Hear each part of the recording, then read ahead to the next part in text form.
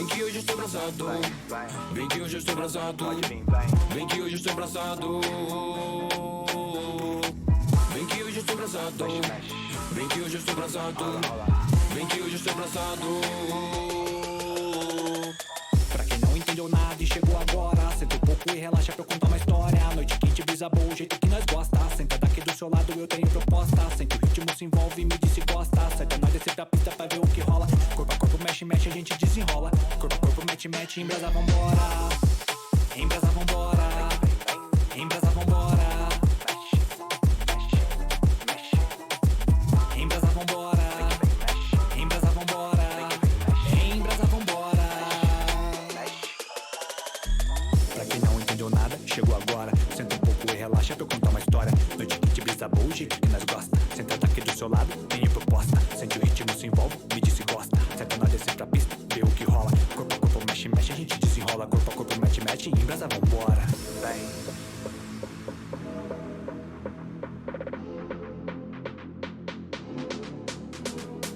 Vem que hoje estou abraçado. Vem que hoje estou abraçado. Vem que hoje estou abraçado.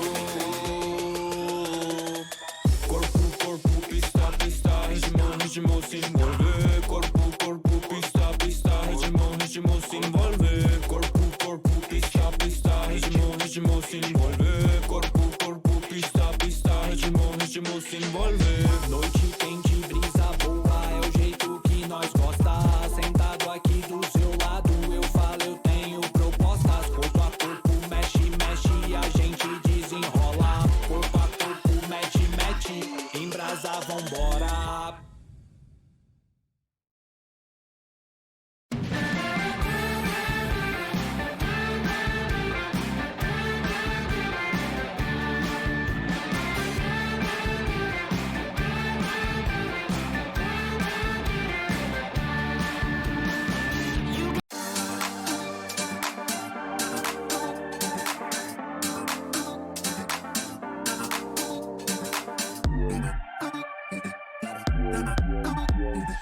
Late at night, the diamonds call. We walk along the boulevard. Future brighter than the stars above us now in all the dark. It's so clean, you know what I mean. All my aces riding with me, yeah, yeah. I'm out here styling. A room for presidents, rooms for queens. All operations rocking my sleeves, yeah, yeah. We're out here webbing. I'm the one they all wanna celebrate, yeah. If you're coming, better keep up at my pace, yeah. 'Cause we only got one life to elevate, yeah. It's a party, whatever we gotta pay for. Elevate, yeah, you elevate, yeah. Living large, gotta get a taste, yeah. Like the fun of other things that we all wish we could afford. And when we dance, I fall until I lose it all. It's so clean, you know what I mean. All my aces riding with me, yeah, yeah. I'm out here styling. A room for presidents, rooms for queens. All operations rocking my sleeves, yeah, yeah. We're out here webbing. I'm the one they all wanna celebrate, yeah. If you're coming, better keep up at my pace, yeah. 'Cause we only got one life to elevate, yeah. It's a party, whatever we gotta pay for. Oh, lucky, lucky, lucky, just a little bit rough. And when you tell me not to ever give up. I'm the one they all wanna celebrate, yeah. If you're coming, better keep up at my pace, yeah. 'Cause we only got one life to elevate, yeah. It's a party, whatever we gotta pay for. Elevate, yeah, elevate, yeah. Living large, gotta get a taste. Good evening, everyone, and welcome back to the another production of the Cross-Platform Baseball League. We are in the mid-season roundup stage here. It's been a while since we've been back to bring you all of the good and exciting things that have happened in our AAA and XBL, our power rankings, our plays of the week, and more. But we are back tonight, and we are back in style. We do have a brand new person in the booth with us. It was our friend who joined us last night in the booth for the first time, AAA aficionado and AA former champion, God's Unicorn. Welcome into our first weekly roundup with you here, God's Unicorn. How are you doing tonight? What's up, gentlemen? Good to see you, just like yesterday. Nice to see you. Missed, wish I could see your beautiful face. But I think it's going to be a fun roundup. We got a whole half a season to go over. Hopefully we don't take it too long, but everybody deserves their shine. We'll give everybody their credit and then finish up with some really great plays. So it should be a good time. Yeah, good times indeed. We'll flip it over to Mystery Man. How you doing tonight, sir? You ready to go over some, more than some, honestly, like Unicorn said, a ton of action, almost a half season's worth. Yeah, I it's kind of funny. I'm coming in here just really relaxed, and I think I'm going to have a lot to say here, but I'm going to try to get it out quickly so that everybody's we'll be done within about 50 minutes here, and it's going to be a really fun show. And I just want to say that Unicorn did such a fantastic job last night. He did. In his match of the week debut. We're really happy to have him in here. He's got a lot of passion for the game and the league, and always nice to see a fresh new face. There's a smiling face again, indeed, and it is great to see him here with us. It's great to be with the two of you. A nice trio for us here to go through things tonight. So without further ado, we can jump into our rankings portion. That's going to start off with the AAA, and this is where Mystery Man and God's Unicorn are going to take you through a good portion of it, and I'll be heading the way here. And starting off at the bottom, what would have been, if we spoke a day or two ago, two winless teams, but not just one winless team in the form of Big Nate. Johnny Caliber got his first couple wins in the XBL AAA just the other day. Yeah, he did. Really big wins for Johnny. So happy to see that. Such a nice kid. So I played Johnny, and I really beat up on him. It was one of those days where good mist showed up. We've seen bad mist can be really bad, so I did really well against him.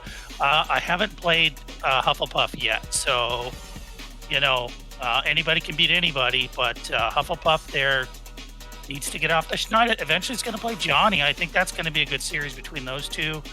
And then the way M. Barry has struggled in certain games, might be able to sneak out a win there if he's lucky. Yeah, I'm right with you, Mist. Like you said, Hufflepuff, he doesn't have the win yet, but look at someone like Johnny. You can get wins. It takes a little bit to adjust, especially coming straight into the AAA. The AAA is no joke this year.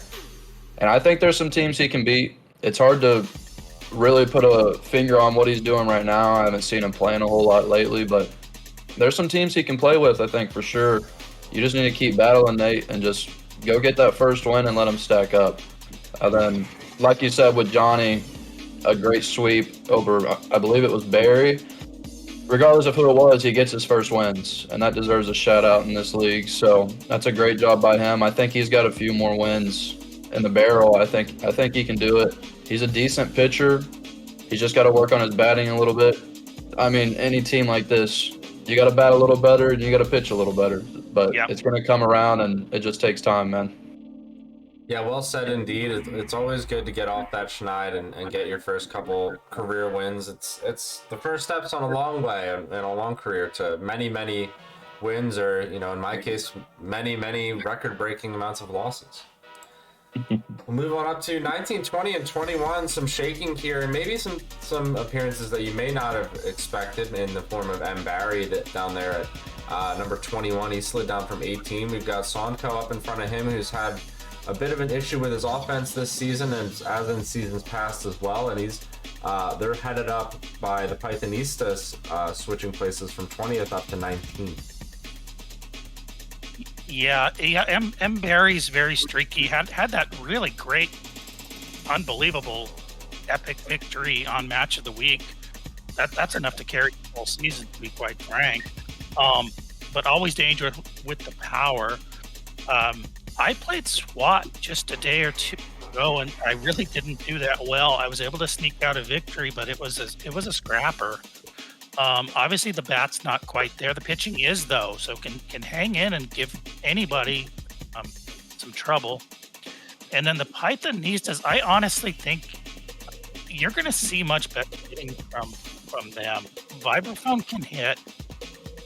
Hasn't really clicked in yet, but when he starts to get that run total up toward 5, which it will not be long before he's doing that, he'll really be dangerous. Yeah, good points. I mean, Barry's looking at a week that he went 0-6, so you expect a little fall in the rankings. Barry's going to be Barry. He's got his dictator mentality. It's his way or the highway, and he's going to swing for power. He's going to build weak pitchers, and he's going to play that way whether you like it or not. And he's got some wins off of big run totals, which is how he needs to do it. So everyone knows Barry and his play style. He just needs to keep it rocking. And then Soundco, like you said, man, great pitcher. He was last year in the AA. I believe he split with me in the AA last year, and he put up 2 good fights this year against me in the AAA. His pitching's there. It's AAA level, but like a lot of the teams towards the bottom, that bat gets tough as the ego goes up. So he's got to work on his batting a little bit, but 6-23 is not that shabby. Like, his run differential isn't even that bad. Soundco's he's a solid player. Then when you look at Vibraphone, I think he's improved so much since last year. Even start of last year's AA into this year, I've seen consistent improvement. He's a lot like Soundco. He can pitch, batting comes and goes. That's harder to get down, but over there with Vibraphone, he's somebody who's got some more wins coming his way. He's got some matchups that are winnable, and yeah, him and Soundco are very similar. So decent start for those guys. Yeah, all these players got a handful of wins under the belt. They're going to be looking to get some more as the playoff picture in the AAA develops. We might take a peek into that very shortly as we move on up the board. We got a tie at rank 16. That is the Miami Knights and the Pirates, who are tied up over there, and right behind them is Made by Redheads and the Pickers. There's some surprises here in this trio. Yeah. The Pickers. The problem for the Pickers is just straight up this: inconsistent on offense. Can score, can hit well. Hasn't shown the consistency, but a pretty good pitcher. And the bat really does look good at times, but not often enough. And then, Fireball Max to be 12-16 is kind of a joke in a way. Certainly a much better player than that. You do have to wonder what's going on. Has to be over 500. Cannot be under 500 at this point. And then, despite having a few really good wins, and then Obrat, very dangerous. Had a really good streak about a week and a half ago where he was looking, I think as high as about top 8 as far as my rankings, but has really fallen off and struggled suddenly. Yeah, you hit it right on the head with the Pickers. I think he's just inconsistent at the plate. I think his run average allowed, it's a little bit better than what it's showing at 6 runs per game. He was not a weak pitcher by any means. Some interesting pitcher builds, which might be a product of being new to the spreadsheet. There's always a meta in the XBL, and always some people work it and some people don't. I think a little bit of adjustments on that might help him coming into next season. And like you said with Fireball, 12-16s, it's just not where he's going to end up. He's going to be above 500, I think. His strength of schedule is number 2. So he's playing the top dogs. He's got some people below him to play still.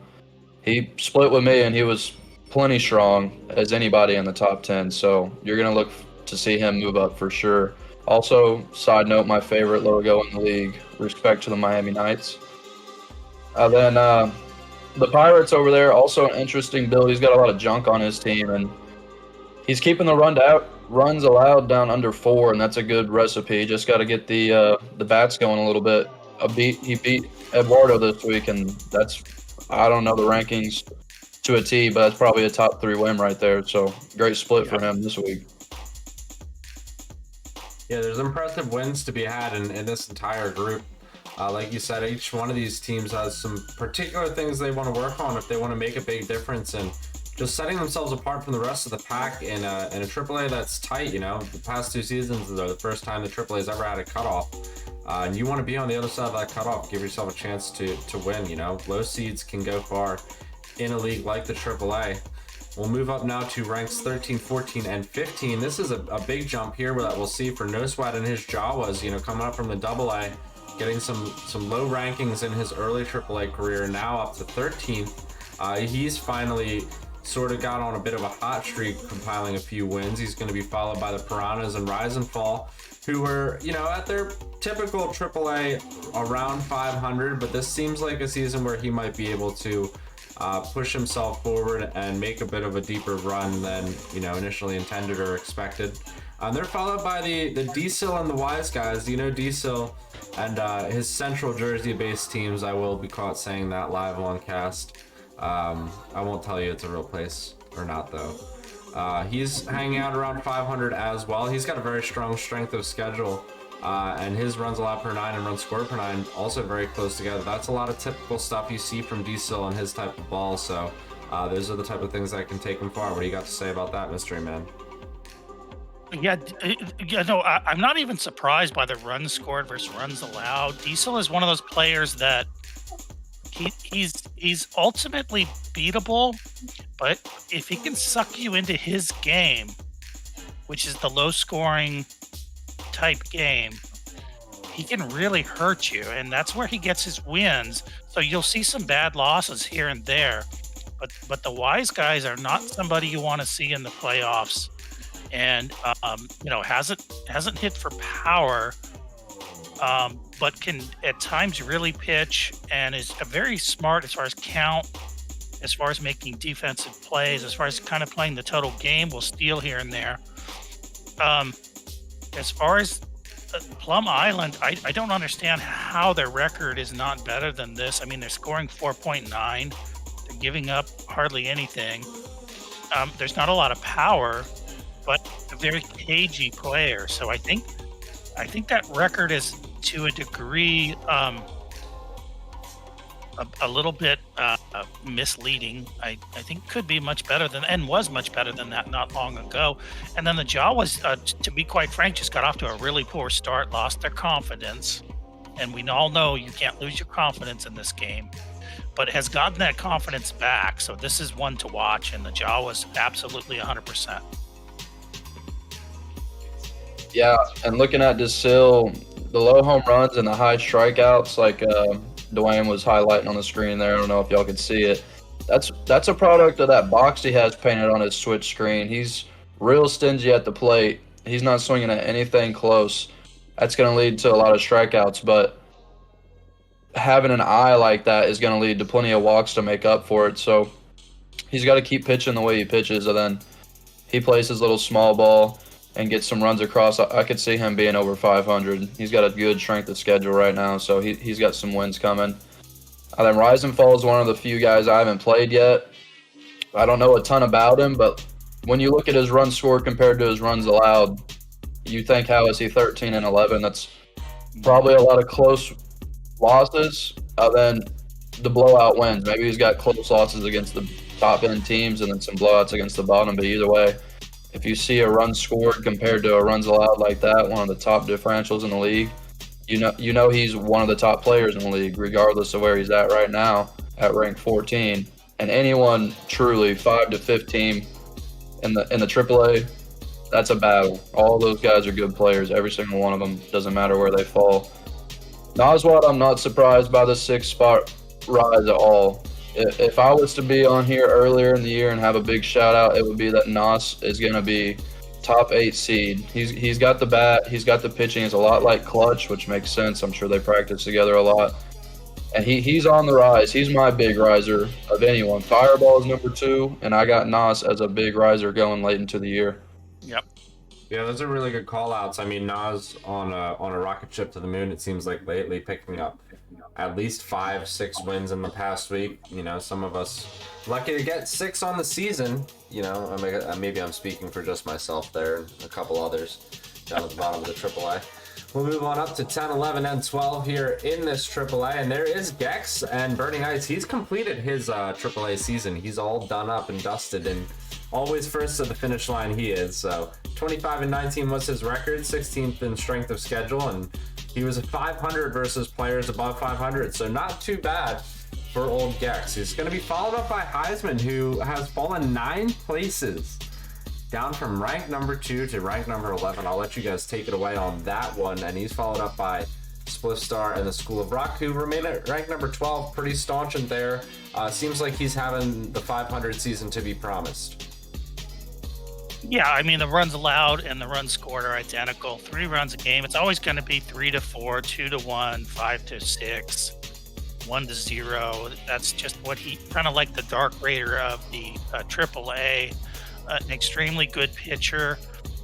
Gets frustrated with his batting at times, and you can understand that 3.3 is not going to do it in the long run. But he's getting better, and I think again, this is postseason. You don't want good pitchers. You want to be facing somebody you can hit. Houston had a really rough week. Had some close losses. I think it kind of started to snowball, and then he played against me, and it didn't go well for him at all.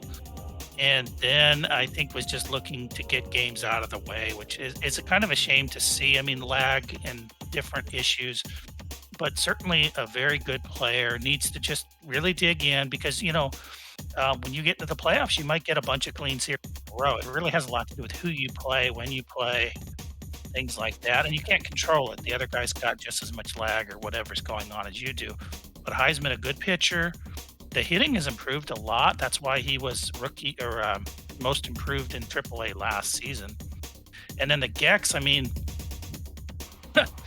kind of a funky player as far as his scheduling goes. But, if I'm coming up from AA and I can go 25 and 19 in my first season, I don't care if I'm playing all of those games in one day.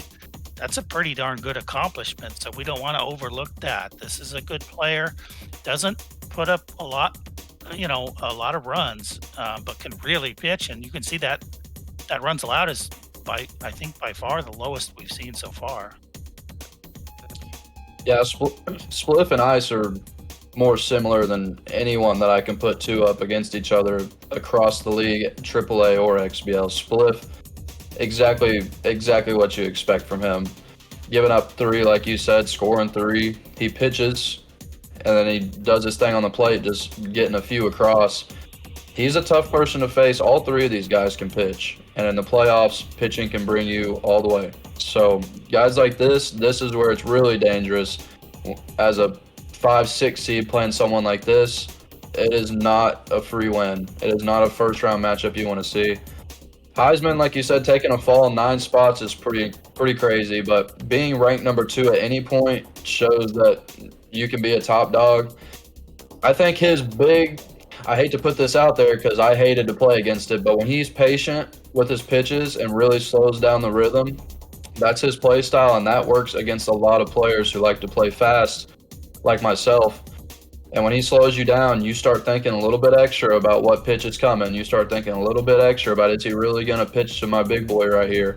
So his play style is interesting with the small ball and with the patience. He's, for me, no doubt the most annoying to play, and that's a compliment for him. And Ice, like I said, so much like Spliff, and I might know more about Ice than anyone I've played against. I've scrimmed him so much. Went into AA with him, battled for 1 and 2 spot all year last year. He's got his fastball pitchers in there. He plays his games the same way every time, and he's exactly where I would expect him to be, a little above 500, and then a danger coming into the playoffs with that pitching that he's got. Yeah, you can see Heisman sandwiched in the middle between 2 players that both have less than a half point between their runs scored per 9 and their runs allowed per 9. So both of you guys lauded the fact that those are the type of players you do not want to see when the playoff race comes down to the nitty gritty. And we'll see how it goes. Last season had its fair share of upsets. I'm not going to toot my own horn as I sit at 18th place in the XBL. move up to 7th, 8th, and 9th here in the rankings. And there's Finite Provision in his new look Wildcats. Finally kind of off of just off of the starting mark really, and getting a ton of games under his belt. He's at a nice 13 and 13th, number 3 in strength of schedule, so probably where you want to be, considering where he's gone to go and get his games. He's followed up by Mystery Man there at rank number 8. He's been holding fast at that place, 19 and 13. He was looking real hot early and then had a bit of a dip, but he looks back into form. And there's Ricks, then the Cerezas. The Cerezas disconnecting, it seems like, almost every other game. So to be able to get 12 wins just through that awful storm of disconnects, that's a feat in and of itself. Yeah, if you look at Ricks's record, that's a 66% win percent, or 66% win percentage. That should almost put him up a couple spots higher. I think he's being punished inadvertently for the fact that he hasn't really gotten his games in, which has some to do with lag. But the logo's fire, and it's interesting when I'm looking at this, the runs scored and the runs allowed between Mist and Ricks is extremely similar, even though I myself hit for quite a bit more power. I'm not the slickest player in certain other areas, which I think Ricks can handle a little bit better than I can. And his run conversion rate is 55%. That is mom. So Rick's very dangerous. Myself, I think you already called it out. Started hot, cooled down, starting to heat up a little bit. Hopefully that continues. And then the Wildcats have been extremely streaky. Lost a couple games to Unicorn just today. I mean, they were good games, but didn't really get it going at the dish the way I was expecting. I would have thought a split there and didn't get it done. But regardless, has had some absolute monster wins just in the last couple of days. So Finite Provision, and also with the XBL pedigree, sitting at 500, but could go either way, I guess. Yeah, and looking at the strength of schedule for Ricks, it shows that a 66 win percentage with number 1 strength of schedule, you can't be upset with that at all. And he might have been my kryptonite. The way his play style was, he handed me my first run roll loss of my XBL career, so he's someone I don't want to see again, that's for sure. It's unfortunate with his lag and his DCs, but honestly, shout out to Ricks for still getting the games in. You love to see him push through it like that. And he's become an expert stat collector. Above everything else impressively he's done, his stat collecting is something to be noted, and I'm sure Wishbone appreciates it. So Ricks is somebody that I could easily see rise to the top 5. I had him higher personally, but that might be a product of him just absolutely destroying me. I'll end with Mist, my match of the week, buddy. You know how you play a little inconsistent, but when you're on like you were the other day, I was watching you play against Heisman, I believe, and your bat was just on fire. When you catch fire, you're one of the best players in the AAA for sure. I think a lot like me in the sense that just got to get some consistency going. Same for everybody, but like me and you, some more than others, a little inconsistent. So obviously you could rise just as easily as you could fall. And you've had a good start to the year at 19 and 13 with a little bit more to go. Then looking at Finite, like Mist said, I just swept him to toot my own horn, but he was not an easy matchup. And I know he's got the XBL pedigree, and you're looking at someone scoring nearly 6 a game, so that's not easy to do. That's in the upper echelon of the league right there. So Finite, he's someone that once he gets some more games in, and he gets his strength of schedule a little bit back to the median, you could definitely see him jump up and maybe go on a 6, 7, 8 win streak, be up in the top 5 range, just like anybody in these 3 right here. Top 5 is very achievable. So there's a strong group right here, I think. It's just a product of the people above them are on fire right now. Yeah, that's a lot of really good call-outs there, especially Unicorn. Definitely loving the analysis that you're bringing to the table here, especially with this group. And something that I wanted to note especially is looking at just Mystery Man in general, looking at that 19 and 13 record, thinking about where was this man when we found him? I think he was holding the bat upside down. And just to be honestly, in the type of conversation that you are now, scoring 6.16 runs per 9, quantifiable amounts of runs that, make a huge difference. Yeah, just a moment to appreciate the true progression that not, just through one league and through one season one person can take, but through an entire career. A man almost went winless in a season, and he's up here in the top 8 making his name. So you love to see that. Yeah, congratulations and props to our man mystery man. Move up to 4, 5, and 6, and there's Unicorn hiding here in the at rank number 6. He moved up, from rank number 7, and he did have a pretty strong week. He's now well over 500 at 22 and 14. Right above him is the Habaneros and Zlatanimals. Zlatanimal has had an awesome season with those Habaneros.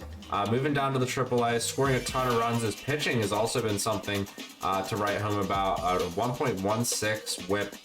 In there in that Von Asen conversation. And up above them, we saw Von Size WC on Match of the Week last night make a huge name for himself, mercying Dynasty in game 1. Fell to him in game number 2.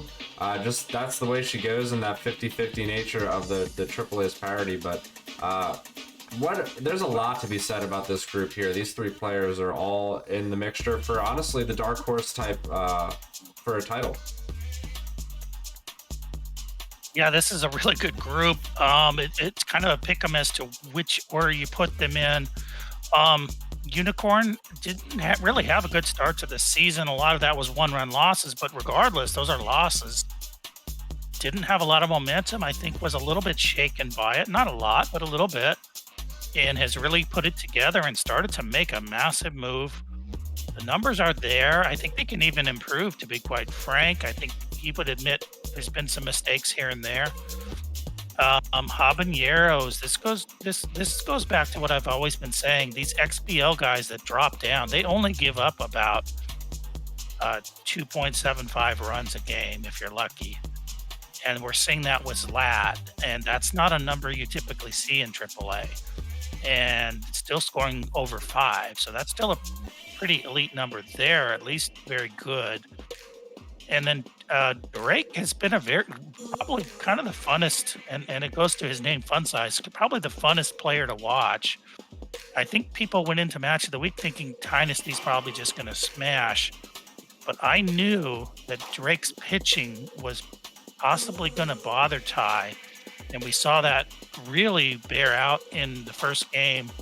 And then Ty just got some momentum in the second. But Drake has been a wonderful addition to the XBL. Yeah, true that. What a rookie he's been. And like Flash is saying, I really only moved up because I'm in the booth. I didn't go 9-1 in my last 10 or anything, so don't put any credit on that. Flash, call you out. Screw me, buddy. But I'm not going to talk about myself a whole lot. Like Miz said, I think I can improve on both ends. Lost like 3 or 4 to walk off, so it is what it is. AAA's tough. I'd like to get my win percentage over the 500 teams higher, and I've got Dynasty and Clutch coming up, so that'll be a battle for sure. Zlat, he was my first series of the year, I believe, or second after Spliff ended me with a walk-off, and then I see Zlat, and I'm just like, who are these pitchers in the AAA? They don't miss corners. They barely miss off the plate. And Zlat and Spliff and Ice, I would put, or maybe Fun Size as well. Those are the top 4 pitchers for me in the league. And if you can pitch, like we said with the last group, if you can pitch, you can win in the playoffs. Zlat's got to keep his dotting up. His eye gets a little inconsistent at times. Maybe when he gets down a little bit, he lets the eye go a little relaxed. He's going to have to work on that. But overall, to be in the top 5 is a huge achievement. He's got to keep it going with the Habaneros. Keep doing what you're doing, buddy. Then you love to see a rookie dominating, like Fun Size. Like his Match of the Week, game 1 was complete domination. The pitching was outstanding. It was outstanding in game 2 as well, but Dynasty does Dynasty things and just put bats on balls. So the Drake Baseball Club, I would love to see them go deep in the playoffs and show out for the rookies. You love to see a rookie go deep and maybe even win it. And he's got a pretty low run conversion rate, as do the other 2 here, but if he can get that up a little bit, his pitching is going to be on point. And so I think he could easily be in the top 3 at the end of the year. He's got a tough strength of schedule so far compared to the other 2. Yeah, good shout out there. Tough strength of schedule for Drake Baseball Club, and would be interesting to see a rookie make another deep run. It's been a while since we've seen anyone, I think, make a very deep run in the AAA as a rookie, maybe since Mama June went up against Oxbox in that World Series there.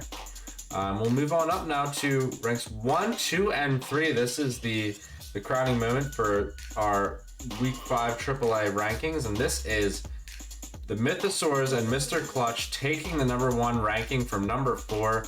I think well deserved at the 21-3 mark, starting off this season with aplomb, scoring a ton of runs and honestly pitching with extreme efficiency. He's followed up by Dynasty, who scooches down a spot, and there's Ed hanging tight at number 3. Ed and his sirloins. Many people might ask, who is that man?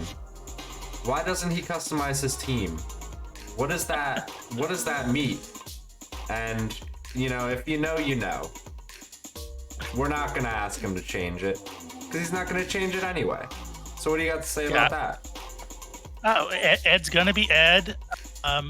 You know, and this is Ed being Ed. I think a lot of people have forgotten because of the last few seasons where the Sirloins really didn't get it done. One season had a really nice start. But this is a previous finals participant here in the Sirloins, and what's interesting is how, you know, considering how well Ed has played this season, his style is no different. I mean, there's absolutely nothing different about Ed, other than I do think he's tightened up his eye a little bit, and that's probably what's gotten him back to the promised land potentially.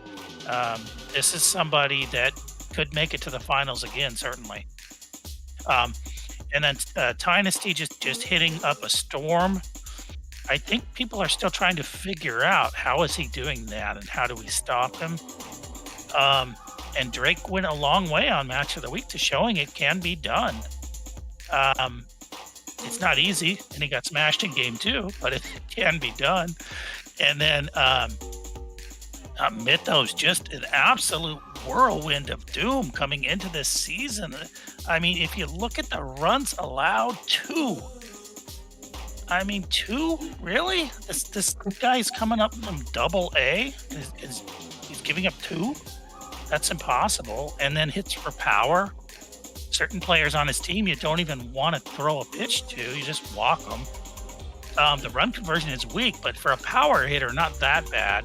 But 6 runs is 6 runs. So, yeah, the Mythos have earned that top spot. Yeah, I'm looking at the Sirloins. I think they're a lot different than those top 2 teams. He's going to destroy you with cheese. If y'all been in the chat, you know I don't like the cheese, but you got to give him credit. He's mastered that upper curveball, and my lord, it's annoying to play against. But at 26-10, it's working, so keep it going. Don't keep it going against me, but against everyone else, keep that going. Throw the high cheese. Do your thing. 30 home runs, only 37 strikeouts. Those are good numbers right there. Plenty justifiable for a top 3 spot. Keep your stuff up, man. You're doing good. Then Dynasty, like you said, got beat in that Match of the Week, but showed in Game 2 who he is. And he's... How do you stop it, like you said? Averaging 13.6 per game. That's so unbeatable, and you would think unsustainable, but he's sustained it 30 games in. He must have had 7 off games, or somebody went crazy for 7 games. Either way, those losses, it's honestly kind of surprising to even see 7 on there, the way he's been batting.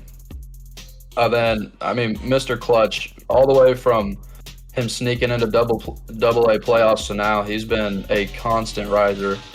And this is an impressive season for him so far, no doubt. I'm in communication with him pretty often, always telling him how awesome he's doing at 21-3. It's easy to do when you're at 21-3, but he's got a perfect whirlwind of, or a perfect combination, I think. He built a great roster. He worked it well.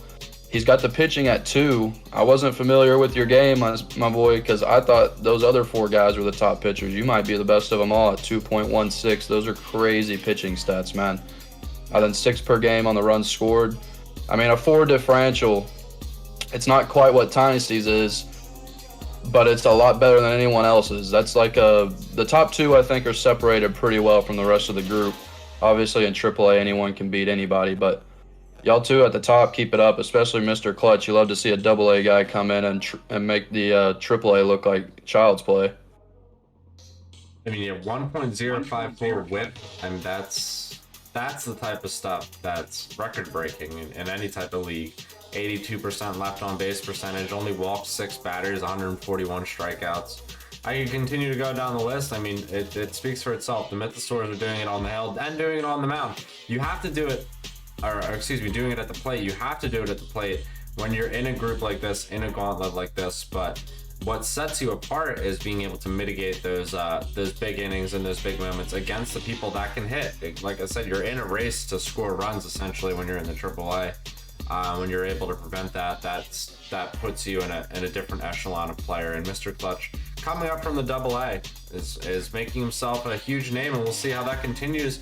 This is the type of spot where I wouldn't want to face any of these players in a 5 or a 7 game series. So we know how that went when I said that last year. We'll move on up to the XBL power rankings now. This is where I get to show my pretty face at rank number 18.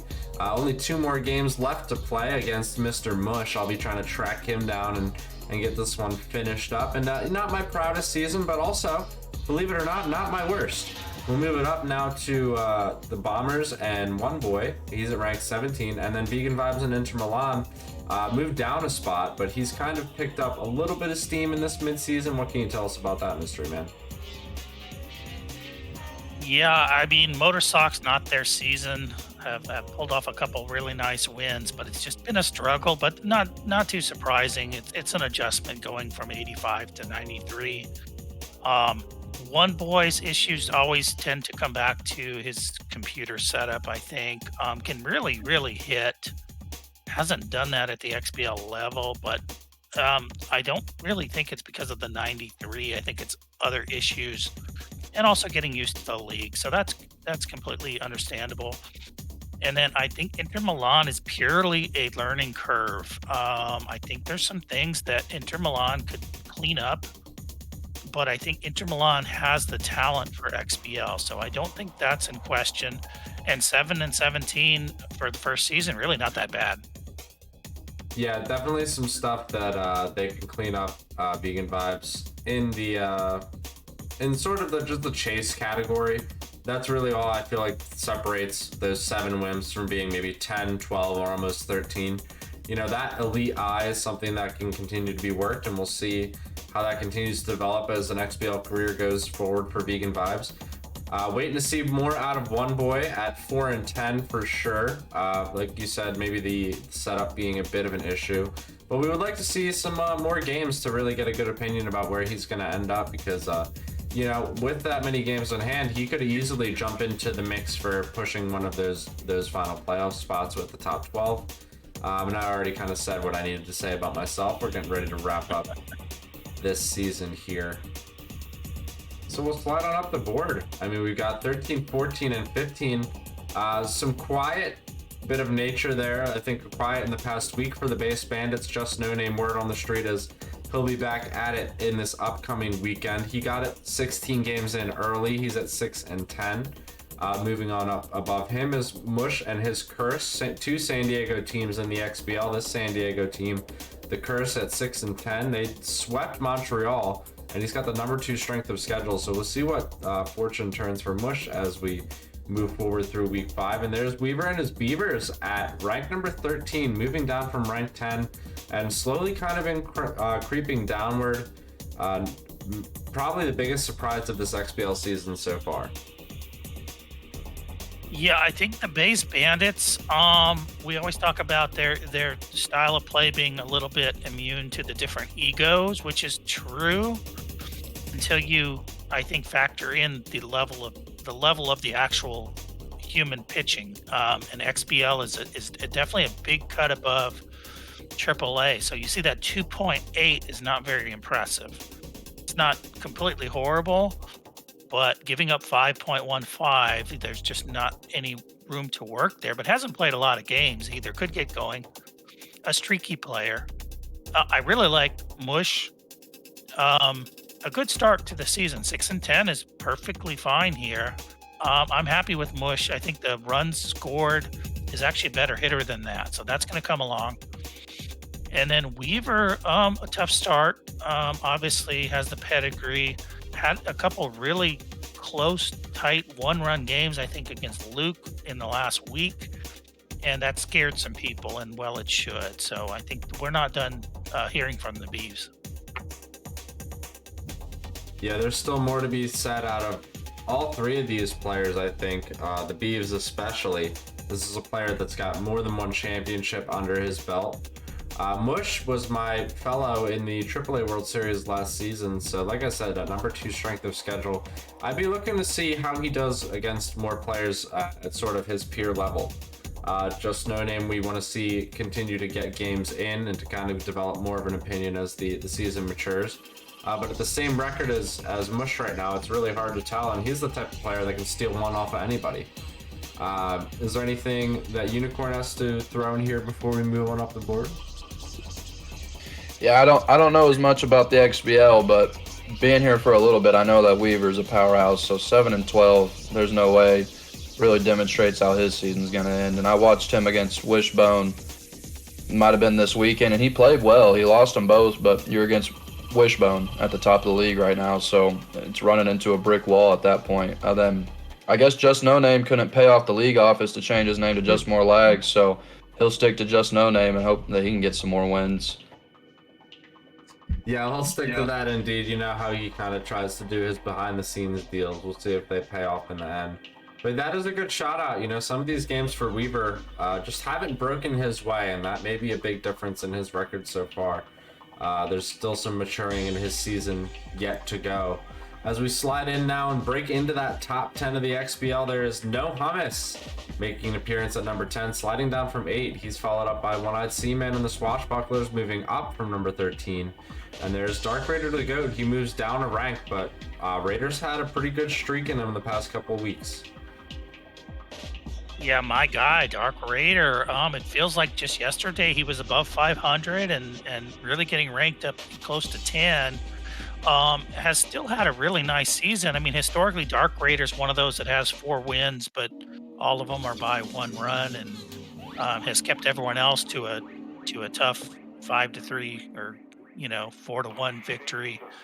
So Raider's going to be Raider. You never want to play Raider, really. I know several people that really don't like playing Raider because they always feel like the most they're going to get is a split. I really like the Swashbucklers. I think I said this last roundup. 7-8 is strong. I mean, this is a rough field. A run scored is actually better than runs allowed. So strength of schedule, 15, I guess, is toward the lower, considering the number of teams, but still a very good player. And the Stags kind of cooled down a little bit here, but really haven't played poorly at all. So I think the Stags, you can see the runs allowed, runs scored is fairly similar. Has had some lag issues, but has really gritted through it and just done his best. And I think, again, he's going to finish in the area of 500. Yeah, this is a tricky group. What were you going to say? Like Mist was saying, Raider Go, he's got the bullpen maestro to his thing. He knocked me out of the XBL Cup after running a bullpen out for about 7 innings, so he's going to do his thing. And Hummus lost to 2 great teams this week, so no fault of his own going down 2. And someone like One-Eyed Seaman, you're always going to need more games played to really get a good feel of how he's doing. But 7-8 to start off in the XBL with higher runs scored than given up, that's right where you want to be. Yeah, and as close as they are together, 0.14 is the difference between his runs scored and his runs allowed per 9. That's the type of vibe I got from Seaman when I played him. It was going to be really, really tight either way, on the dish or on the hill. He's not giving you a quarter in either direction, so it's going to be interesting to see as he compiles games where he lines up, but I think for sure he'll end up being in that 9, 10, 11 range for seeding and into that playoff spots. So we'll touch a little bit more on that as we move forward. One other thing I wanted to highlight is the 1.64 runs scored per 9 from Dark Raider the Goat. That is impressive to be, 11 wins in this season, in the top 12 in the power rankings, with less than 2 scored per 9. that goes to show his strategy's working, and he's getting every bit out of it that he can. He's struck out 217 times at the plate, but matters not when you can get the dubs. Yep. Now we're through the top 10 into the 7, 8, and 9. This is where we're into a little less movement. Ox stays the same at number 7. He's at 12 and 11, followed by Ted at a steady 14 and 14 at rank number 8. And M. Bennings slides into the top 10. He's from rank 12 now to rank number 9. He's at 10 and 9. He had a sweep against me last night on Match of the Week. And overall, he's been having some very, very good games. Yeah, M. Bennings is a very, very quality player. We saw that last night. You played him pretty tough, but he's really rough on both sides. And I'm surprised the runs allowed is even what it is, which is 4.2, which ain't bad. The scoring's not fantastic, but can hit. Pretty 3.75 is respectable for sure. It's surprising to see Ted at 500. That's disappointing. But if you look at the strength of schedule, that's the one thing that says, okay, so maybe he finishes 3 or 4 games above 500. That really wouldn't be bad. This is a tough field. Good on both sides of the ball. And then the holograms, the emotional team of the XBL, have had some really tough breaks. Have had some epic wins and are always fun to watch. He's a constant streamer. He's in here with us. He's everywhere, and we love the holograms. Yeah, like you said, Ox does a lot more than just play. He does a great job in the booth and does a great job helping out the XBL. And I love to take the reins for him as the head ass of the AAA and get things a little spicy in there sometimes. Ox is one of my favorite guys in the league. I love how he can get spicy with it. I don't know a whole lot about Ted and M. Bennings, but the pitching from M. Bennings against Dwayne the other day was pretty impressive. So you're looking for someone like him to move up. Same with Ted. The forkball wars. Yeah, the forkball war was going on, and neither of them could locate, or neither one could locate with their reticles. So that was a interesting matchup.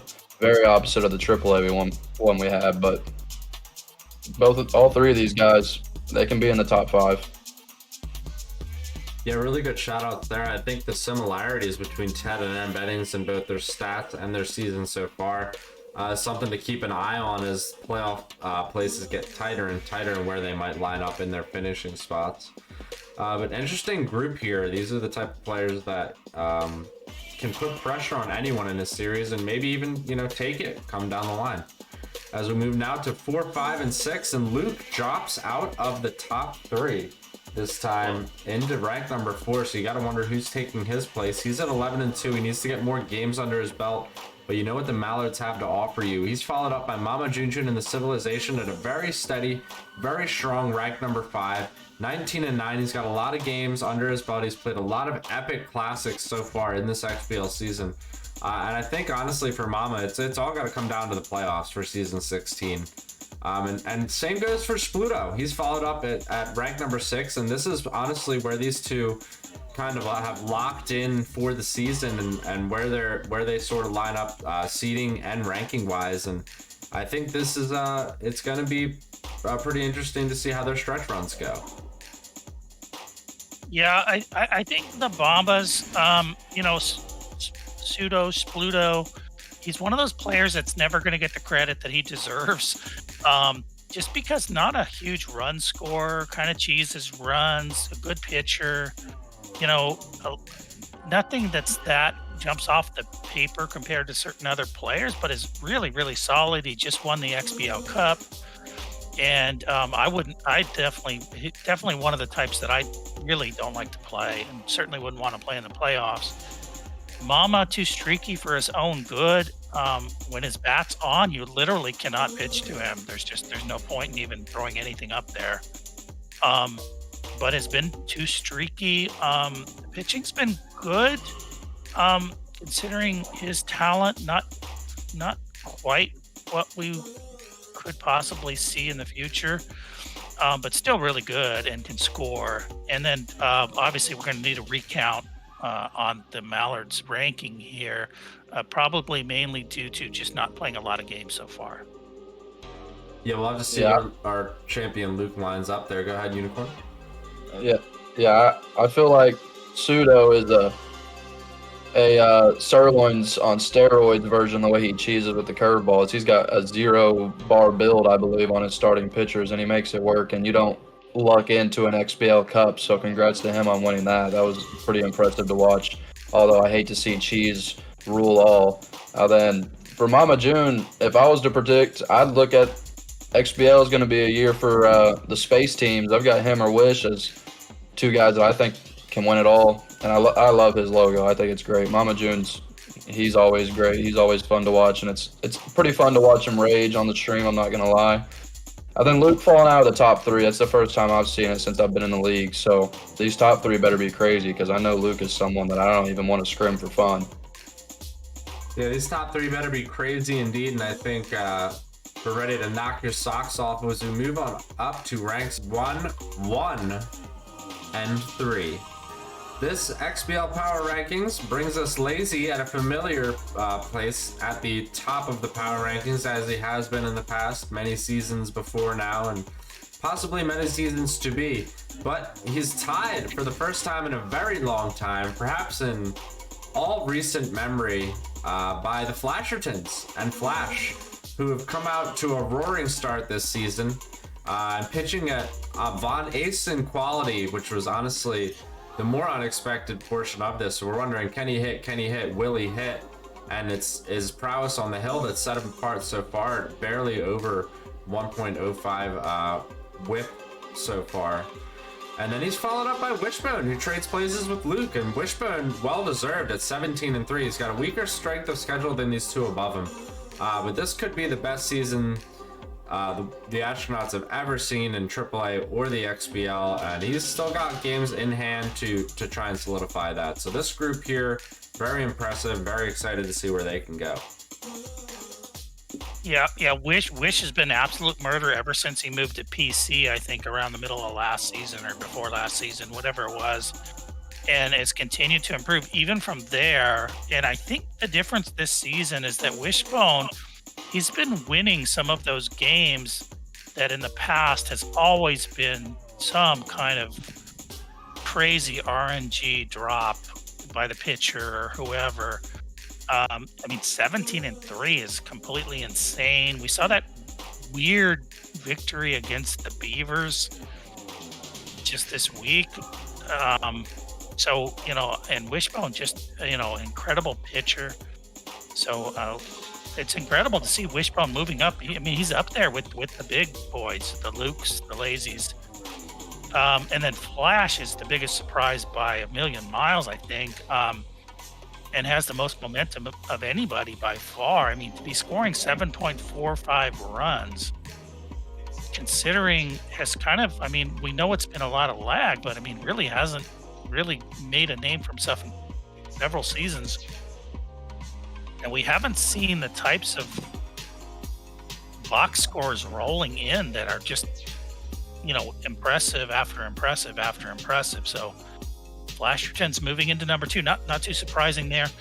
And then Lazy, I think is, I think everybody's sensing that he's got into gear here. I've noticed a funky pattern though with the Sea Otters, where they will be very close in the first game of a back-to-back, and then the second game is always a mercy. So I don't know if he just is coming in cold, or if he's maybe playing with one hand on the controller just to challenge himself in game 1, or what exactly he's doing there. But 16-3 after a tiny bit of a slow start. The Otts and Luke, just based on history, are the 2 front runners. And then you've got these, I'm not going to say newcomers, but Flash and Wishbone and Mom and a couple others that, of course, are knocking on that door. Yeah, like you said, Lazy, the first game, a lot of times it's pretty close. In that second game, he blows him out, which, from what I've heard, he rolls out of bed and drops 10 on you. So maybe he has to get warmed up for that second game. I wish I had the natural ability he's got. I don't know if he's on Kovacs training or what. But then you look at a team like Wishbone, who's jumped up to the top 3, and all 3 of these guys could be tied for number 1 the way Wishbone's been playing so far this year. It's been impressive. it's always an upgrade when you switch to PC. I didn't know about that, but it makes sense. It helped me an incredible amount last year in AA when I switched to PC, aka the God Race. And then Flash, I wasn't familiar with his game. I've been shit talking him in chat, talking about his Wi-Fi. Then all of a sudden he starts playing, and he's 14-4, putting up 8 runs or 7.5 runs a game, with nearly the same amount of home runs as strikeouts. That's impressive in itself. So hopefully your Wi-Fi keeps going, and you can add another championship to your belt. I saw that you got a few already in the early season. So Flash looking impressive, and Lazy, we're not surprised, but Flash and Wish, some big risers. Yeah, some big risers indeed. This is an impressive group all the way through from top to bottom through the XBL and the AAA. Really just excited for the stretch run here as we're now into the mature part of the season in week number 5. And yeah, that'll do it for our power rankings. So speaking of my excitement for how things get to be in the playoff race, we're just going to quickly dabble into some early playoff picture type things, maybe pick out 1 or 2 teams that other people have their eyes on here in the form of myself and God's Unicorn. As things sort of develop, I'll zoom in here. Wishbone put together this fancy spreadsheet for us for the games back from 16th and 12th place for their respective leagues and the games remaining for those players. So, you know, as far as the top 12 to 15 in any league are really concerned, there's not a lot of movement, but then you get into these groups of players, and there's some shout outs here, I think, where you might be able to play a little bit of playoff pick'em. So off the top of your head, Unicorn, is there anyone that sticks out to you right now? Yeah, of course, anyone around, like you said, around the postseason cutoff line is someone you want to keep an eye on, and they've got a lot of games left, so there's a lot of volatility. They could go up, they could go down, you never know, but being around the cutoff line, it's always a dicey thing to be dancing around, and then you've got people at the top that are pretty set in stone in their place. You'd love to see someone like Pythonistas, or I'm a little bit slanted towards AA players because that's where I started, but you'd love to see a couple of those AA guys maybe rise up. And I think I'd keep my eye on SWAT, even though they're at 6-23 and the Pythonistas at 8-20. I could see them getting up to 12, 14 runs and maybe still in those last 2 spots. Unlucky for them, they'd have to face somebody like Dynasty or Clutch, but once you get in the playoffs, you just want a chance. And Dwayne showed that last year in the AAA. Get yourself in the show and see what you can do. So I think I see Miami Knights rising the most, and the Jawas. I could see them both getting to the top 8, but everyone around that cutoff line, keep fighting, guys. There's a lot of games going. Yeah, Mr. Yeah, Man, yeah. I to see the Pirates not even in the top 16 is really surprising. That's probably the one I'm gonna say. I don't think it's gonna end up that way. I think Obrat is gonna get into the playoffs. I mean, those guys above him are not. I don't know who's gonna pass there. Miami could suddenly go flat, or maybe the Wise guys could go cold or have some internet issues. But yeah, I wouldn't want to play any of these people. I mean, yeah, I mean, even the Stars are down here at number 12. So, I mean, the Wildcats, I mean, who wants to play these people? Nobody. Yeah, it seems like this is an extremely tight group from basically School of Rock all the way down to Miami Knights. I can't tell you who would trade places with a team like the Pickers or the Pirates or the Pythonistas, who are kind of on that outside looking in right now.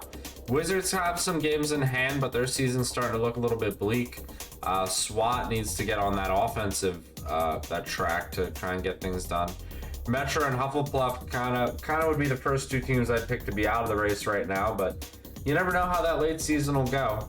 But yeah, exciting stuff here in the AAA as things start to develop. We'll definitely look at this again in our next roundup, and things will probably be much, much tighter, if not a few more places locked in. We can slide on over to the XBL and take a look at things.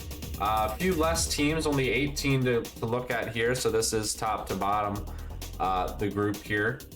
And myself at rank number 18 and place number 18, the Motor Sox out of it. I've only got 2 games left to play. I'm 9 games out of 12. And that is really what you want to see, is how many games out of 12 is a player? How many games do they have in hand? The only player who I would say is in any danger right now may be the Moose, and that is Dark Raider. But is there anything that sticks out to you other than that, Mr. God's Unicorn?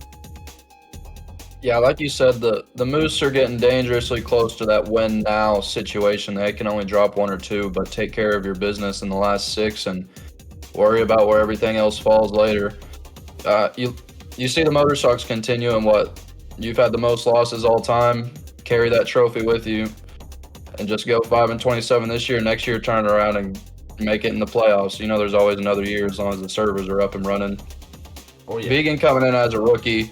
That's just rookie lumps for him, but he could still sneak in as well. He's got a great eye, like y'all were saying. The Bombers as well. They need to play some more games, but show out for Texas. Maybe he can sneak in. You always want to watch the teams, just like I said for AAA, right around the postseason cutoff. A couple of those guys above the line, they're going to get forced out, I think, below the line when a team like the Base Bandits and the Beavers start getting underway. They're going to force a couple guys down, and that's just something you got to try to prevent while you're above that line. Stay above 500. Yeah, I'm looking at one thing here, and that is you can't get stuck playing the Beavers in the first round. And you know the Beavers are going to sneak in there at 11 or at 12, and somebody's going to get caught playing them in the first round. I mean, Sure. you just cannot, you can't get stuck being that guy. Yeah, that's an extremely good shout out early in this race. Is if the Beavers do end up in one of these peripheral type playoff spots, what will that first round matchup look like for the 3 seed or 4 seed or whomever is going to have to play them? That's not somebody I'm going to want to face off against. Moose, definitely with only a few games to play, I think looking stronger than ever though. Could make a big run for, I believe would be his first, he can correct me if I'm wrong, playoff appearance in the XBL, maybe his second. But I think it would be well deserved on the back of the season that he's had here. And then there's just a few of those players that can really trade places. I mean, this is the guy you got to watch right here. Base Bandits, 6-10. He's got 18 games in hand. You know, you're going to get into the last week of the season. You're going to think you're going to have everything done and dusted, taken care of. You're ready to figure out who you're going to play. Maybe you'll win your series in your dream, and then you'll get to play lazy in the next round, just like I've done a million times. And this guy, just no name's going to be sitting there with a couple games in hand, maybe 6. And then you're going to be like, oh, there's no way in hell he wins all 6 of those games. Doesn't matter. Matchup notwithstanding. He's going to win all 6 of those freaking games. And then you're going to crash out of the playoffs and he's going to get a seed. So watch out. Watch out for him. I'm going to tell you that now at the beginning of week 5. Watch out for him. And I want to correct myself real quick, Dwayne. The Moose did win a play-in in one of those series where we had a 3-way play-in and did move into the playoffs. Okay. There we go. Staying corrected.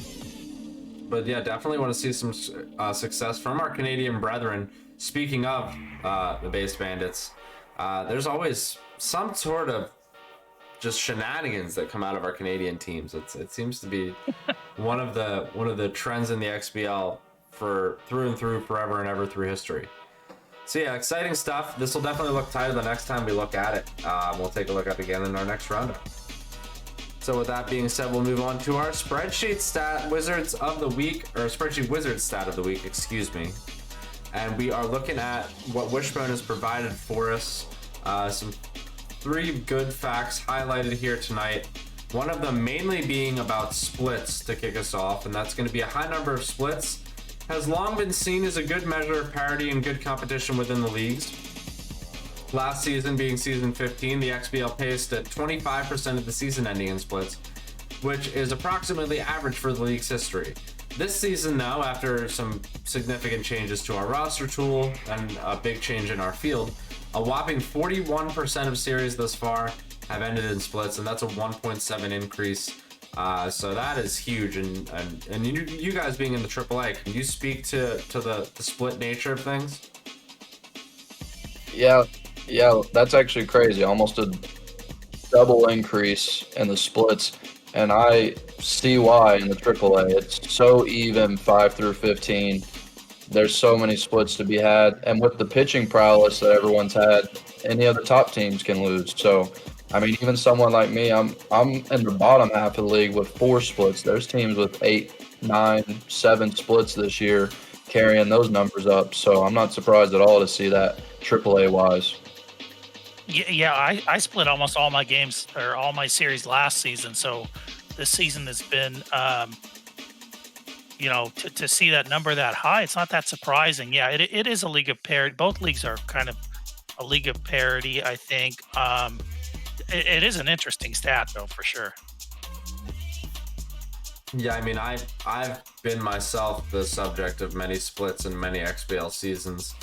Many splits last season as well, especially in the regular season. Can't split playoff series, but those, can go as many games as they go, and those have splits in and of themselves. So there's just a ton of parity up and down where you think you have somebody, their back's against the wall and they make that last minute effort. They have that luck. They have that drop of the ball. It's an amazing thing the way this league goes, and you'll find yourself, if you play enough games with somebody, you'll split with them eventually. I trust that will happen. Move on now to Splitstar, tying the record high Ks, and that's for Ks in one game.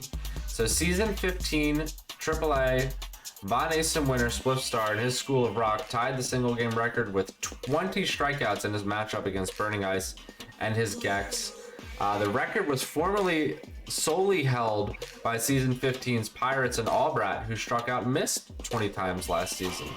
So, Yeah, Mystery Man, you're not I alone. split that series. Well, there you go. Yeah, that's all anyone's going to remember, right, is wins and losses. We're not going to worry too much about how many times you struck out. Yeah, no, that's not surprising for Spliffs. I'm a little bit surprised it would be against Ice. I think Ice does strike out quite a bit, but also can get, I think, can be a little bit of a count hitter, which usually doesn't strike out that much. But just because it's Spliff, we're not surprised. Yeah, exactly what you said. Ice does strike out more than the majority of players in the AAA. And someone like Spliff is exactly who you would expect to threaten to beat a record like that with 20 strikeouts. When Spliff is locked in, he even told me himself when he played me he was locked in, and my gosh, he was. When he's locked in on pitching, 20 strikeouts, not surprising at all. And it shows the improvement of Mist that he got struck out 20 times last season, and now he's ranked 8? So always improving. Always improving indeed. Yeah, 20 strikeouts is something you definitely want to recover from. And just a quick shout out, something I noticed in the rankings. Our man Burning Ice struck out over 300 times this season. That might be record-breaking numbers across all 3 leagues. We're going to have to cross-reference that at the end of the roundup here tonight. Moving on now, speaking of strikeouts, this is Spluto on pace for a record low number of Ks, and I can speak to this one myself, having just faced him. The XBL's current record holder for the lowest strikeout rate at the plate dates all the way back to season 3 and the Vipers, and this is held by 513 Boy for Life, aka our man Joey number 1, at a minuscule 1.23 strikeouts per 9. However, halfway through his season, the Bombush and Spluto are cruising at an unthinkably low 1.19 strikeouts per 9. Gotta wonder if he can hold out for the second half. I know for a fact in our 2 games where he played me in 18 innings just the other day, he struck out once. So, Yeah, I don't know what to say about that. I strike out, so I usually average. I think even this season, as well as I've done, I'm second from the worst, and I think I'm averaging well over 7. Yeah, it's completely opposite of what our second point was, going from the most strikeouts to the least. And I haven't played Spluto a whole lot, but if he's a power swinger, that's even more impressive. I'm not sure if he switches to contact or if he's solely contact, but we'll see if he can keep that down to 1.19. Not like he has much margin for error if he wants to take home the record for that. yeah, just definitely some insane margins on both the record high Ks and the record low Ks. Striking out 20 times in a game, and then Spluto barely striking out 20 times in a season. We'll see if he can pull that off. Some really great shout outs here from Wishbone. We thank him as always here for making it happen with his Spreadsheet Wizards stats of the week. To move on now for our content this evening, we've got our bold predictions from our last XBL roundup. We'd just like to quickly revisit and maybe add something at the end here for our new man, God's Unicorn. So I'll go down the list here real quick, see if anything's come to fruition or see if anything's kind of on track. And then we can add something in there for God's Unicorn. We'll kind of quickly go through this. So, Mystery Man, your Mythosaur is winning the AAA crown, and Mr. Clutch sitting at 21-3 in the #1 ranking. How do you feel that's going so far? Couldn't be going any better than it has, since I made the, I think it was just starting to surge when I made that prediction. I thought it was groundbreaking until I saw some of these other ones that popped up. But yeah, Mythos looking, it's not going to be a cakewalk by any means, but it's certainly possible. Yeah, like you said, your call out for the Mythosaurs is incredibly accurate right now. And there's no reason to think otherwise, even though my bold prediction towards the end here might go contrary to that. So no Hummus, when he was here with us last, stated that Dark Raider was going to upset his way to the XBL semifinals. So far, he's at 11-17. He's definitely pushing to make his way into the playoffs. So if he gets himself that playoff spot, I think anything goes, especially the way that he's got himself set up, to win in 5 or 7 games. Honestly, the more we inch closer to the end of this regular season, the more that seems to be a potential reality. So that's one I think we're going to want to keep an eye on. In addition to the one that follows, I think I'm going to toot my own horn on this hot take because my man just came in tied at rank #1. That's Flash returning to the XBL World Series. You think he's still got the juice? That was a brutal prediction, and my God, has it aged well?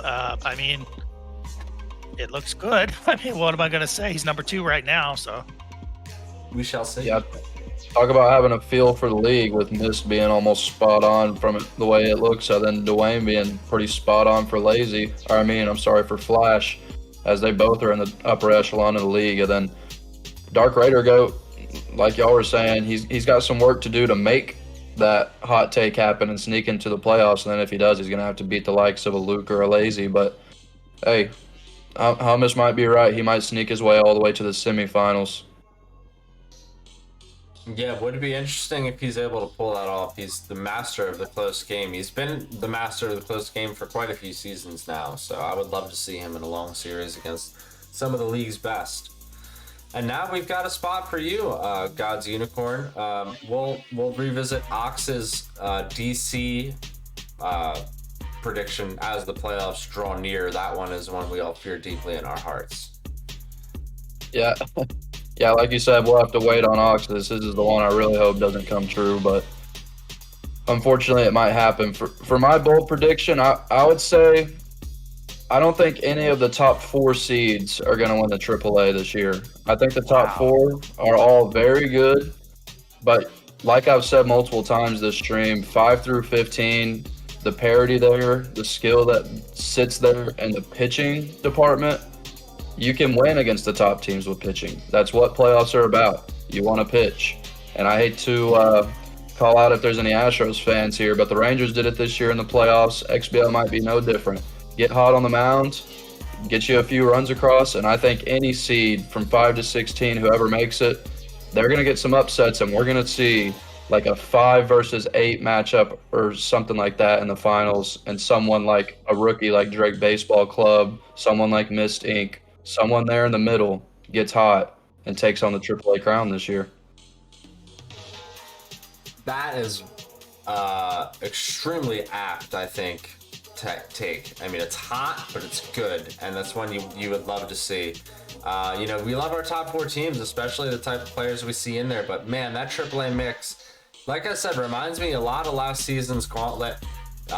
Mystery Man said not quite the type of competition. He went through it twice now, so he's the man to say it, but I think it rivals the competition last season, if not better, and the grouping we could see coming out of there in the top 8 seeds, top 12 seeds. Yeah, any one of those players could win it. I'm excited to see just how it develops. Yeah, that's a great take, Unicorn. That almost takes it's going to take some analysis to even fully look at, but definitely it's crazy when it's thrown out, but even like 3 seconds later, it doesn't feel that crazy. So that's a great take. Yeah, very well done. We're glad to have you in the booth, Unicorn, for some hot takes and some great rankings analysis. Very much appreciated you joining us here tonight, as we're going to move on now to our plays of the week. We got 5 plays for you from the past few plays since our last roundup. So Mystery Man so kindly put together a good list for us. I perused through it, picked out the best of the best. We've got them ranked out here for you. And we'll jump into play number 5. This is from a game between Mr. Clutch, the number 1 of the AAA right now, and Fireball Max. You can see Max getting that strikeout, 2 outs in the 9th. He celebrates there. He's up a run. There's 2 on, and Mr. Clutch slams it. Brutal. Yeah, I was watching this live, and God, you hate to see that for Maxie, but you know what? He meatballed it, and it is Mr. Clutch. Yeah, like you said, he meatballed one, so it's gonna happen. You hate to meatball one in the 9th inning like that, or I believe that was the 9th. But yeah, Fireball, he's so excited and then so distraught, and that's just how the XBL is. You hate to be on the losing end of those games, but those are the games that are so fun. Yeah, this was a great game. It is brutal to be on the end of those close ones, but you can see it in his corner of his screen when he gives up the pitch too. It's almost like that little double whammy. You can kind of see the ball going over the fence twice, but poor Max. Maybe he'll have some better fortune as we move up the list. We'll see. Oh, would you look at that? There he is, and he's against our man God's Unicorn here in an 8-3 ball game, top of the 6th. He's on the run. He makes an amazing dive, and Union got a little bit ahead of himself, and you can see the shame on his poor face as he ducks his head down below the screen and makes that double play. Yeah. Go ahead, Uni. Yeah, that was a closer game than the score suggested. He actually made a couple of diving plays that saved 4 or 5 runs, and it's better to lose off of a bad game than it is to lose off of someone just making crazy plays in the field like that. So that was a great catch by Fireball, and then getting the double play, catching me being a little bit too aggressive. That one definitely hurt. It's a good thing the voice isn't on for this part of the clip, because I was screaming. Yeah, I was just gonna say, if you've ever watched Unicorn streams, he actually has a really good attitude for the game. Like, I mean, of course he's upset, but he, compared to other people just raging, he's usually got something kind of humorous to say, kind of self deprecating. But that was a tough one, and yeah, that was it is what it is. A great catch and a good double play. Yeah, nice job by Max there with the wherewithal and just to come up, firing. Get that double play. It always feels good when you're on the winning end of those double plays. Now this one was a submission by Mystery Man, and it's a classic Mystery Man clip where the beginning of it doesn't quite tell you the whole story. You got to get to the meat of that clip and see what's really going on. And now we're on the 3rd pitch here. Mystery Man goes for the pickoff. It goes over the head of the first baseman. First baseman doesn't even bother for it. Scooby-Doo picks up and right 99 throw, guns him at 3rd. I mean, come on. You had to make a perfect throw, and you did. Yeah, winding up on the run was the key there. Scoob's not even to the ball, and he's got that gauge going. And this is the kind of season it's been for Scoob. Really moved into right field from the catcher position. He already had 1 home run in this game, so might have been locked in when this happened, and had another home run after this. But this is just a brutal play, because this is right around the time 9-7 where the Tide was kind of teetering.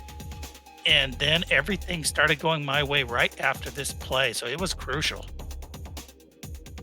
Yeah, it's almost a big brain play there if you want to take some extra credit for it.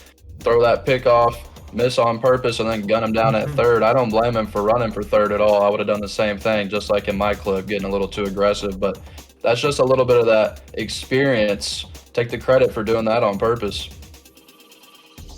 Yeah, nicely done, Mist. You got enough games under your belt. You can make the computer pick off on purpose. That's the next level skill that I think we all need to achieve. But great play nonetheless. 90. You love those 99 throws. Those are my favorite. Now we'll move on up to play number 2, and this is Mama Junjun taking a good swing at a high curveball over the shoulder of the center fielder in the shallow outfield for Dark Raider in a 1-0 game in the first, where this could have broken up into easily a 4-0 game with 2 outs. Instead, they go to the bottom of the first, and it's still 1 run because of an amazing over-the-shoulder catch. I mean, Raider had to make it, and he did, and shotgun nonetheless. Yeah, and in addition to the fact that I believe both of these games between Mama and Dark Raider were close, this is where you have to make your hay against Dark Raider. You have to get those runs early. So for that center fielder to make a Willie Mays catch in the first inning, you've got everything going your way, and you walk away with a 1 run. That's pretty deflating.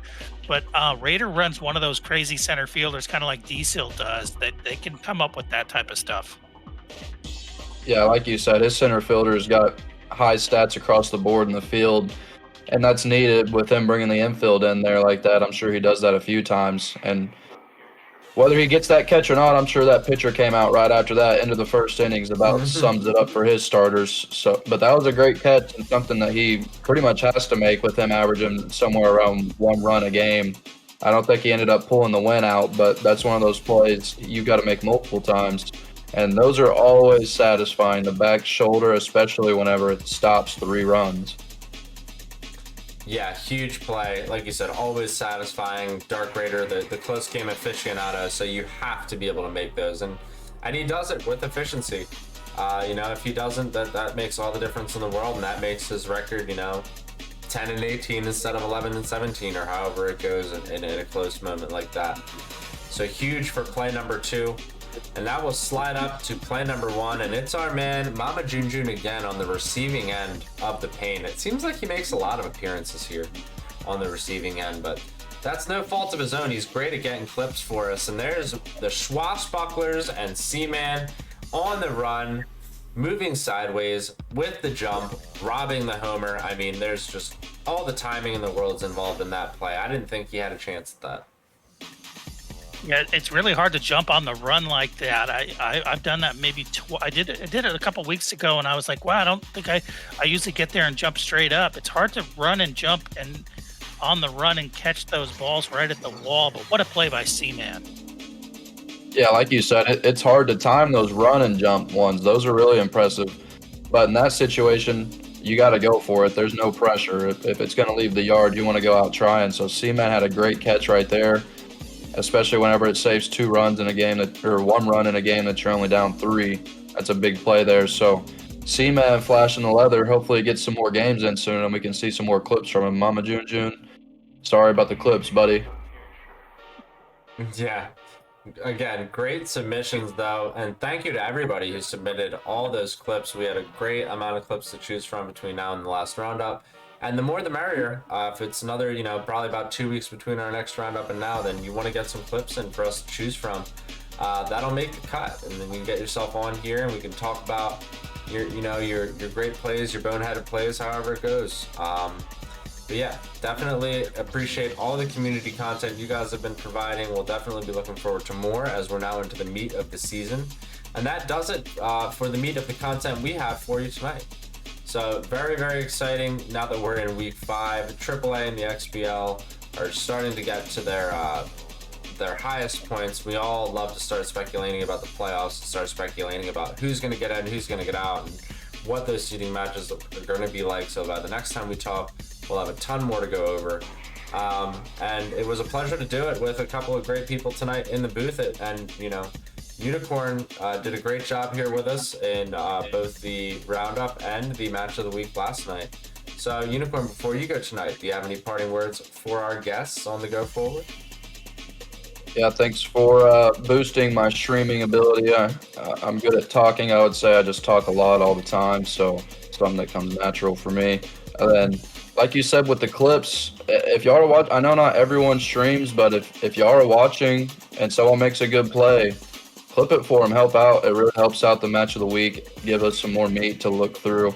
And it's always nice to get done with a game and then you go look and someone's posted your clip in the channel. But anyways, it's great to cast with y'all. It's been fun the last 2 times. I can't wait to do it again, and it'll be even more exciting when we get these play-in type games where it's win or you're out of the playoffs going late into the year. Then, of course, playoffs themselves is always exciting. So thank y'all for having me to the booth. It's been fun, and y'all do a great job with it. Misto, anything before we part? Just want to say that I'm really impressed with the energy in the league right now from all the players, because we all have to fight through the lag, and it was a long off season. We weren't really sure what kind of a field we were going to get considering all the issues, and it's really been an exciting season. People are getting their games, and you see people pinging all the time looking to play. So congrats to the league and to all the players. I think we have a good crop, people like Drake and, even Johnny and all of them very excited about the game. Unicorn has already come from basically nothing in the last 6 months to being, a major player in the league. So I'd love to see the energy and excitement, and hopefully we keep it up, which I'm sure we will, and playoffs are coming. It's going to get only more exciting. Yeah, well said, Mystery Man. Well said, God's Unicorn. I'm very excited for the way the rest of the season is going to play out. I hope you all are too.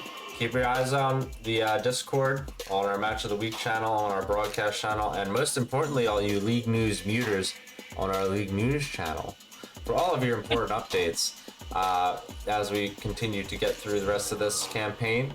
And yeah, we'll see you next time. We'll see you for another Match of the Week coming up this weekend, and on another roundup coming up. Everybody have a safe and pleasant evening. See you again soon. Yeah, good luck, everyone. See y'all.